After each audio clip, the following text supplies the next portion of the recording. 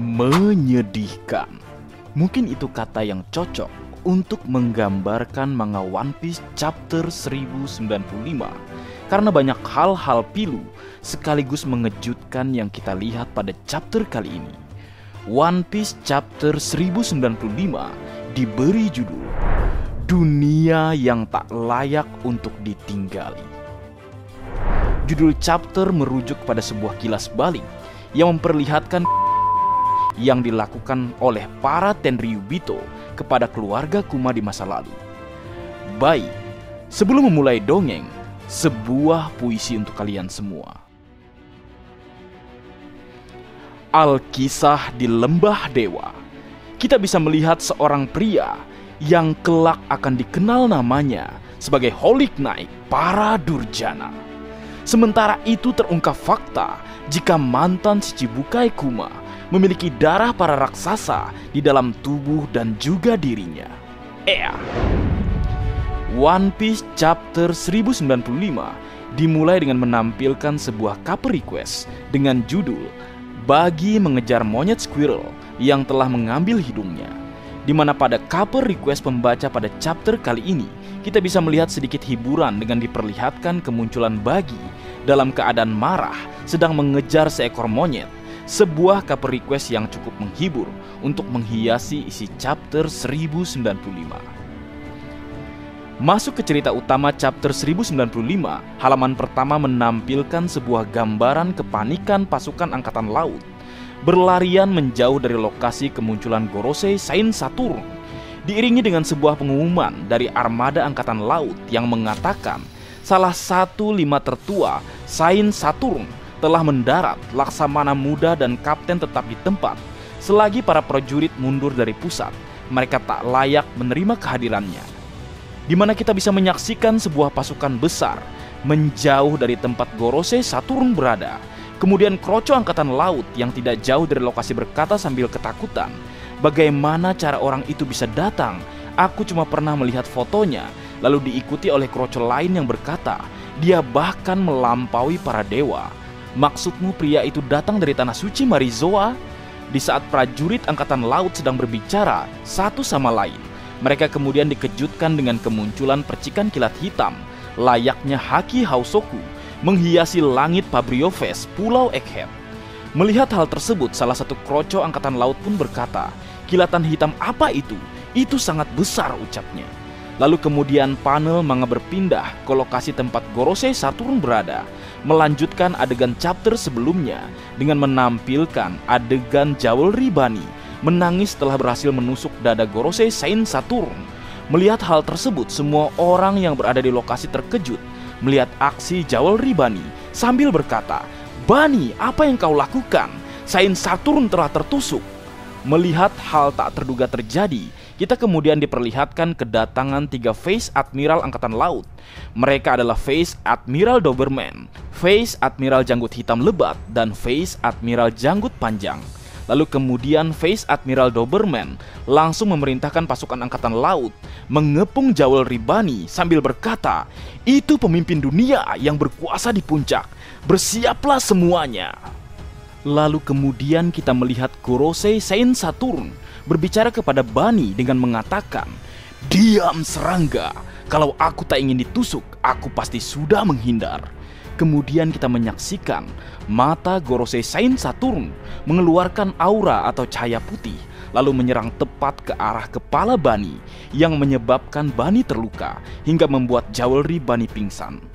Melihat Jewelry Bunny terluka oleh serangan Gorosei Saint Saturn, Sanji kemudian berteriak, "Bunny-chan!" Lalu Sanji datang ke arah Saint Saturn berniat menyelamatkan Bunny. Namun Gorosei Saint Saturn kembali menggunakan aura putih di matanya dan langsung menyerang tepat kepada Sanji dan menyebabkan Sanji terluka kesakitan setelah menerima serangan tersebut. Melihat tidak ada lagi gangguan, kita kemudian diperlihatkan Gorosei Saint Saturn mengeluarkan pedang dari tubuhnya. Namun secara tiba-tiba luka di dada Gorosei Saint Saturn secara tiba-tiba menghilang. Melihat hal tersebut, Franky pun terkejut dan berkata, "Apa? Lukanya menghilang?" Wadidaw, sungguh kekuatan yang mengerikan. Sebelum berlanjut ke pembahasan cerita, marga anime terlebih dahulu ingin membedah kekuatan Gorosei Saint Saturn. Seperti yang kita lihat di awal chapter, di tempat Gorosei Saint Saturn berada, dirinya diperlihatkan mengeluarkan percikan kilat hitam layaknya Housoku Haki. Hal tersebut diperkuat dengan SFX atau efek spesial atau efek khusus Haki pada chapter 1095, sama persis dengan SFX pengguna Haki lainnya. Dan marga anime berpikir jika teknik aura atau cahaya putih yang digunakan Gorosei Saint Saturn kepada Sanji dan Jawal Ribani merupakan kemampuan dari Housoku Haki level yang lebih tinggi dari yang kita lihat selama ini. Hal tersebut bisa kita nilai dari 3 karakter yang terkena serangan tersebut. Pada chapter sebelumnya, Kroco Angkatan Laut kepalanya meledak setelah terkena serangan Gorosei Saint Saturn. Dan di chapter kali ini, Jawal Ribani pingsan dan Sanji terluka. Dari gambaran tersebut kita bisa berpikir bahwa seseorang dengan haki lemah akan meledak saat bertemu dengan Gorosei Saint Saturn. Dan orang yang memiliki tingkatan haki akan mampu menahan serangan Gorosei Saint Saturn. Ini mirip dengan konsep Housoku Haki level dasar yang membuat pengguna pingsan, sedangkan Housoku Haki level atas milik Gorosei Saint Saturn bisa membuat orang terbunuh. Jadi kita dapat menyimpulkan bahwa kemampuan 5 Gorosei jauh lebih mengerikan dibandingkan kemampuan Admiral maupun Yonko. Berlanjut, di saat Gorosei Saint Saturn selesai mengeluarkan pedang dari tubuhnya, kita menyaksikan gerombolan angkatan laut datang mengepung Sanji dan kawan-kawan. Melihat kesempatan tersebut, perwira angkatan laut memerintahkan pasukannya dan berkata, gunakan kesempatan ini untuk menangkap Dr. Vegapunk. Namun melihat datangnya bala bantuan, Gorosei Saint Saturn kemudian berkata, tunggu, tak perlu buru-buru, mereka tak bisa lari. Lalu kemudian Gorosei melihat ke arah Admiral Kizaru dan berkata, bahkan untuk standarmu, ini butuh waktu yang lebih lama dari dugaan Kizaru, ucapnya. Mendengar perkataan Gorosei Saint Saturn, Admiral Kizaru yang terbaring kemudian berkata, mohon maaf, aku tak punya alasan, kurasa aku tak bisa bergerak untuk sementara waktu. Lalu Gorosei Saint Saturn kemudian berkata kepada Kizaru, tak apa, aku paham alasannya. Kemudian kita melihat panel Admiral Kizaru dan Luffy terbaring satu sama lain setelah pertarungan sebelumnya. Kita bisa melihat kondisi Luffy dalam keadaan pingsan lemah tak berdaya, sedangkan kondisi Kizaru kita bisa melihat terbaring dalam keadaan sadar, memegang kepalanya. Mungkin ini diakibatkan oleh serangan Luffy pada chapter sebelumnya. Dan di sini kita bisa menilai bahwa kemampuan Admiral tidaklah lemah seperti yang dipikirkan banyak orang. Pada Arch Egghead, Kizaru sudah membuktikan bahwa dia bisa berhadapan dengan Luffy secara seimbang dalam waktu yang cukup lama, melawan gear kelima Luffy. Dan sebelumnya Kizaru juga terlihat mampu mengalahkan gear keempat Snakeman Luffy. Namun marga anime justru terkejut melihat Luffy yang terbaring kelelahan, tidak seperti dia saat melawan Kaido, di mana Luffy sudah 2 kali diperlihatkan efek kelelahan luar biasa setelah bertarung.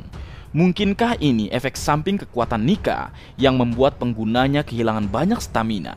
Mungkin, dan marga anime berharap Oda Sensei menjelaskan nantinya kelemahan buah iblis Nika secara terperinci. Berlanjut dan kembali ke cerita.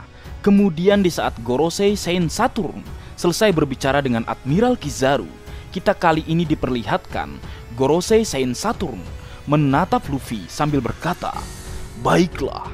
Lalu kemudian kita melihat Gorosei Saint Saturn menyerang Luffy menggunakan kuku laba-laba miliknya yang diarahkan tepat ke arah kepala Luffy. Namun secara cepat, Franky menyadari hal tersebut, kemudian menyelamatkan kapten tercinta kita, Monkey D. Luffy, menggunakan sebuah jurus dengan nama Strong Right, sebuah pukulan tangan panjang mekanik memukul Luffy agar terhindar dari tusukan kuku laba-laba Saint Saturn. Kita melihat Luffy terlempar jauh setelah terkena serangan tersebut. Menyaksikan serangannya gagal, Saint Saturn kemudian memuji Franky dengan mengatakan, begitu ya, krumu sangat kuat.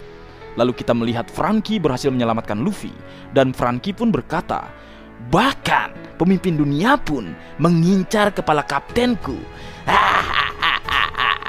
Wadidaw, tampaknya Franky mendapatkan pujian langsung dari sosok Gorosei. Franky telah menunjukkan prestasi. Dia mampu menyelamatkan kaptennya walaupun yang dia hadapi adalah sosok monster. Ya, wajarlah Franky. Yonko aja di laser beam, Leo. Jangan heran dikau. Berlanjut, lalu kemudian Gorosei Saturn kembali berbicara dan berkata, "Mugiwara, Jewelry Bunny, bergabungnya kalian dalam pertarungan ini memang tak terduga. Tapi kalian dikepung marin di pulau yang berada di ambang kehancuran. Kalau kalian bisa kabur karena menyimpan takdir, aku akan menyaksikannya," ucapnya. Setelah Saint Saturn berbicara kepada Luffy dan Bunny tentang keajaiban yang akan terjadi, Saint Saturn kemudian berbicara kepada Dr. Vegapunk dan berkata, "Kau, Vegapunk, sayang sekali kau mengkhianati kami. Namun kontribusimu terhadap militer, terima kasih. Jadi katakan, siapa yang ingin mati duluan di antara kalian?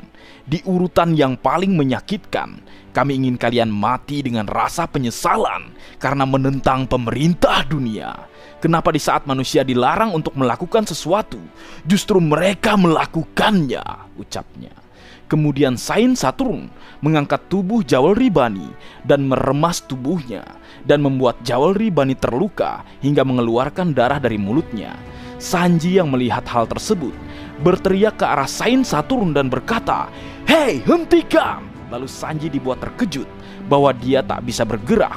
Lalu Sanji bertanya kepada Franky dan Dr. Vegapunk dan berkata, "Hei, ada yang bisa bergerak?" Lalu Franky pun menjawab, "Tidak, mustahil ada kekuatan yang menahan kita." Melihat situasi yang sulit, Dr. Vegapunk berbicara sambil melihat Gorosei Saint Saturn sambil berkata, "Kalau bukan sains, berarti ini kekuatan buah iblis," ucapnya. Kemudian panel kembali memperlihatkan Jewelry Bunny telah sadar dari pingsannya dengan kondisi tubuh yang terluka, dan Bunny pun menatap Saint Saturn dan dia berkata, "Kau membunuh ayahku, Saturn." Mendengar perkataan Bunny, Saint Saturn kemudian berbicara dan berkata, "Oh, Kuma, dia lahir sebagai seorang budak, sisa dari suku yang melakukan kejahatan besar, satu-satunya yang selamat dari orang-orang Bakenir yang telah di..." Kita melihat ekspresi terkejut dari Dr. Vegapunk dan Jewelry Bunny setelah mendengar perkataan Saint Saturn. Lalu kemudian Bunny teringat sebuah kilas balik masa lalu, dia dan ayahnya bersama, di mana kita melihat Kuma berbicara kepada Bunny dan berkata, "Bunny, sejak aku kecil, aku selalu ingin jadi pahlawan yang membawa kebebasan bagi orang-orang yang menderita, seperti pejuang kebebasan Nika." Lalu pada kilas balik itu, Jewelry Bunny berkata, "Nika, akankah dia membebaskan kita juga?" Kuma pun menjawab, "Iya, aku mengaguminya. Dia akan beraksi sambil tersenyum." Kita melihat Kuma dan Jewelry Bunny sedang menari dan berbunyi lagu dengan irama Nika. Lalu panel kembali memperlihatkan adegan masa kini di mana Gorosei Saint Saturn memerintahkan angkatan laut dan berkata, "Semuanya incar kepalanya." Sanji yang melihat Bunny diincar kemudian berteriak dan berkata, "Hei, hentikan, jangan ganggu dia." Lalu kita melihat Jewelry Bunny kembali mengingat masa-masa dia dengan ayahnya. Dari kilas balik singkat antara Kuma dan Jewelry Bunny, sudah dipastikan karakter yang akan menyelamatkan Jewelry Bunny nantinya adalah Luffy. Karena hal tersebut sudah tergambar jelas bahwa Nika adalah wujud kebebasan dari orang-orang yang tertindas.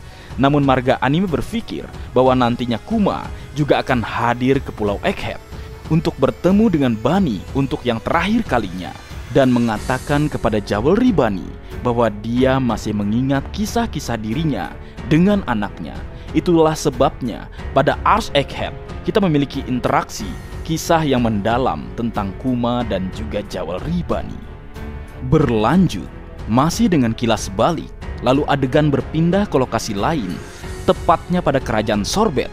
47 tahun yang lalu telah lahir seorang anak laki-laki dari sebuah keluarga kecil yang sederhana yang kita kenal saat ini dengan nama Bartholomew Kuma, di mana pada chapter 1095 kita melihat ayah dan ibu Kuma tampak gembira dengan kelahiran putra pertama mereka. Lalu kemudian diperlihatkan ayah Kuma dengan ukuran tubuh raksasa sedang berbicara dengan seorang dokter, di mana ayah Kuma berkata kepada dokter tersebut, "Jadi dok?" Lalu dokter tersebut menjawab, "Oh, soal darahnya, kami tidak akan membocorkan informasi tentang itu." Lalu setelah pertemuan tersebut, kita kembali diperlihatkan sebuah panel menggambarkan keluarga Kuma yang tampak bahagia dengan kelahiran Kuma.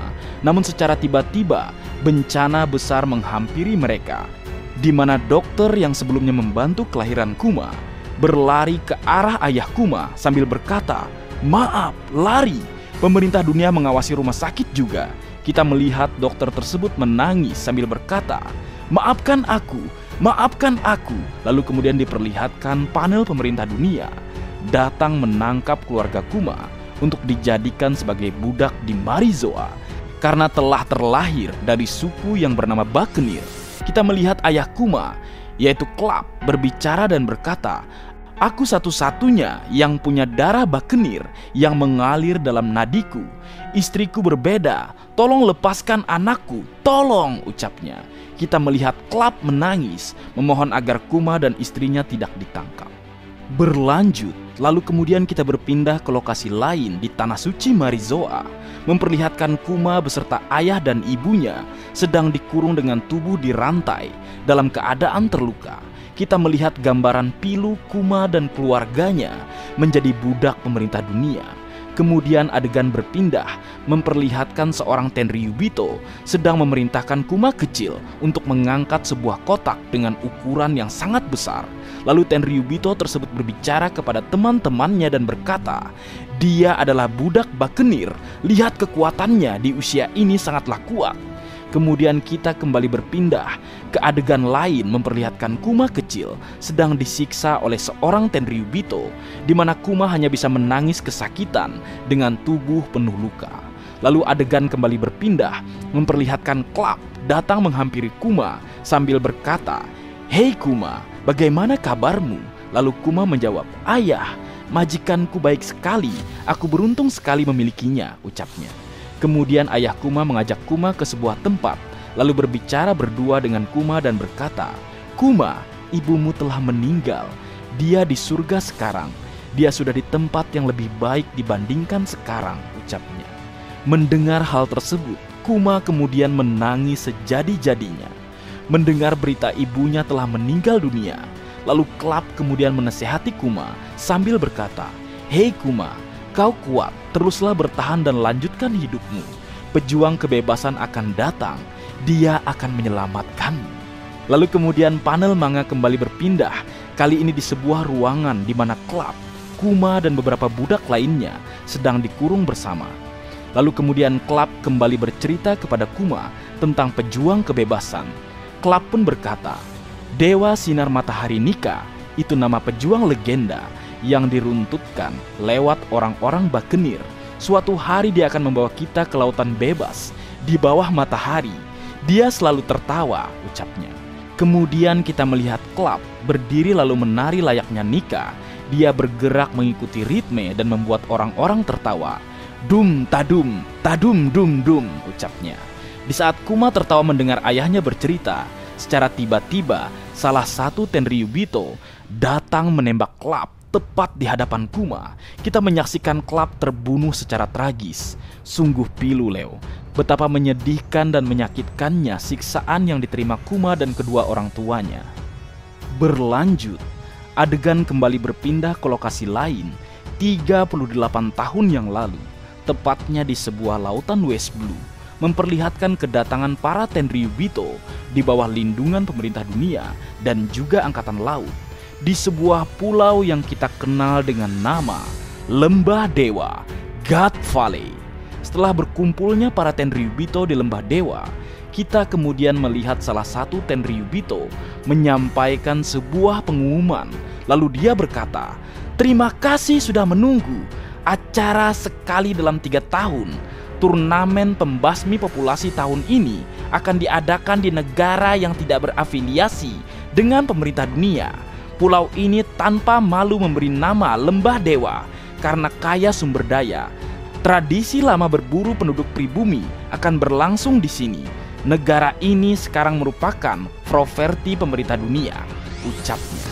Mendengar pernyataan tersebut, raja dari kerajaan God Valley marah kepada Tenryubito, lalu berteriak dan berkata, "Apa yang kau lakukan? Kau ingin membunuh rakyatku dalam permainan ini?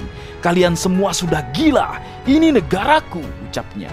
Di saat raja kerajaan God Valley marah kepada para Tenryubito karena telah mengambil negaranya, kita dikejutkan dengan kedatangan pria misterius yang datang menebas raja God Valley hingga tewas.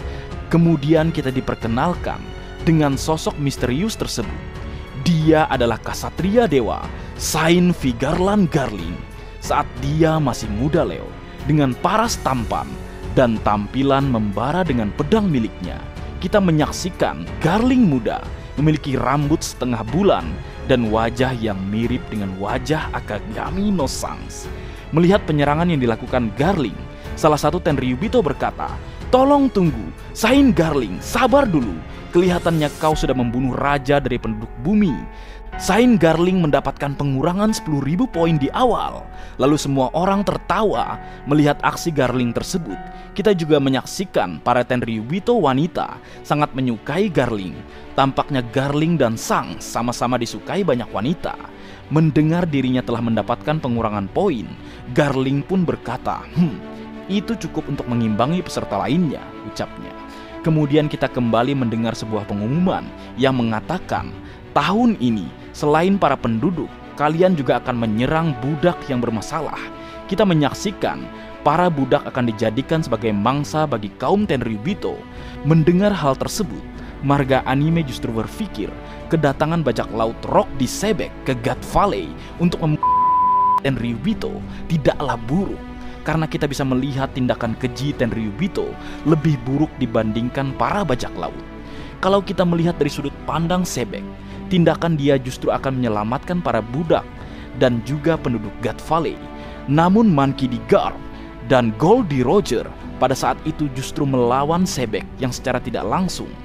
Garp dan Roger telah melindungi para Tenryubito.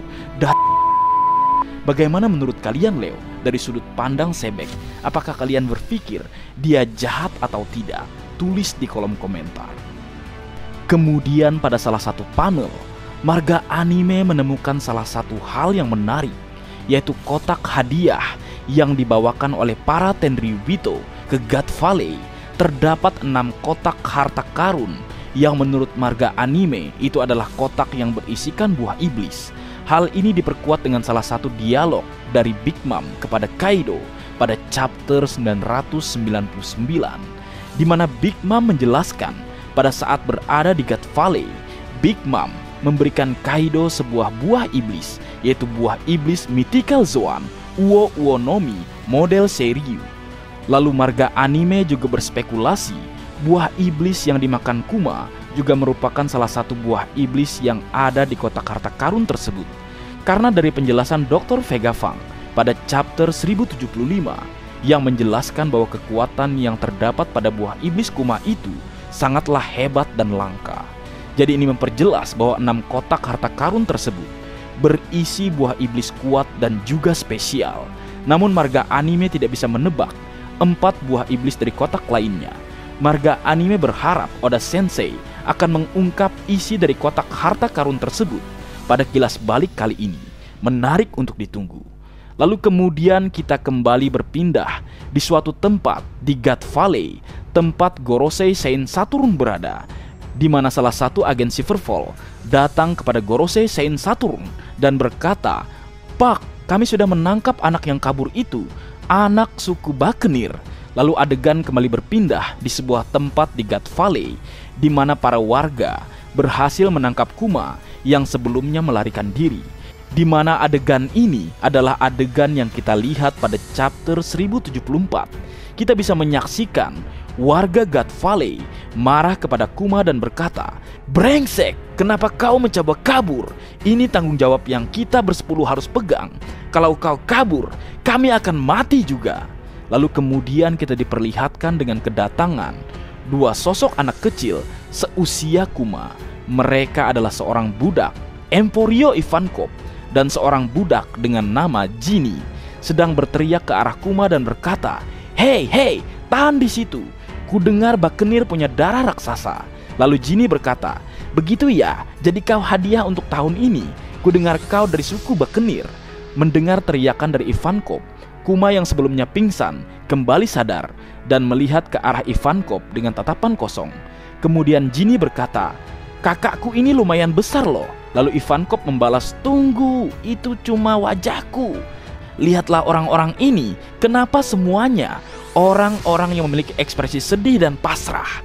Lalu Ivankov kembali berteriak kepada Kuma, "Hei, aku akan terus hidup, sedangkan kau bagaimana?" ucapnya.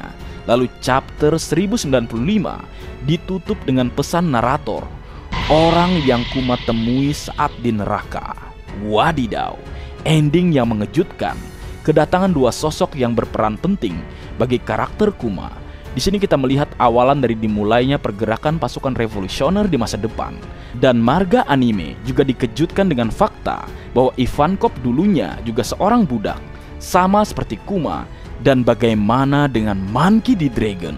Marga anime justru berpikir Monkey D. Dragon bukanlah seorang budak, tapi dia justru pada 38 tahun yang lalu adalah seorang angkatan laut yang membelot melihat tindakan keji dari para Tenryubito dan lalu bertemu dengan Kuma dan juga Ivankov.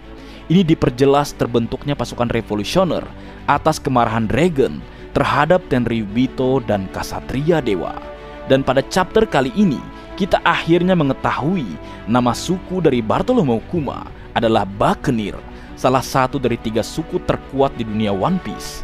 Di sini kita mengetahui fakta bahwa suku Bakenir adalah suku yang memiliki darah dari para raksasa di dunia One Piece, yang membuat seseorang menjadi lebih kuat dibandingkan para manusia normal dan memiliki ukuran tubuh yang lebih besar. Wadidaw, chapter ini sungguh menyedihkan dan sekaligus luar biasa. Melihat isi dari kisah awal perjalanan Bartholomew Kuma, dan kemungkinan besar chapter kedepannya kita akan kembali melihat lanjutan dari kilas balik Kuma dan kawan-kawan. Dan apakah nanti juga akan diperlihatkan Monkey D. Dragon yang memang berbenturan langsung dengan Ksatria Dewa atau Holy Knight, khususnya adalah Saint Vigarland Garling. Ini akan menjawab semuanya, Leo. Baik, kabar terakhir, minggu depan libur. Oda kembali rehat sejenak. Mungkin segitu dulu yang bisa aku bagi bersama kalian, Leo. Semoga kalian terhibur dengan apa yang aku buat dalam kesempatan kali ini. Terakhir, jika ada kesalahan dalam pengucapan atau hal yang menurut kalian kurang pas atau kurang tepat, marga anime memohon maaf yang sebesar-besarnya. Sekian.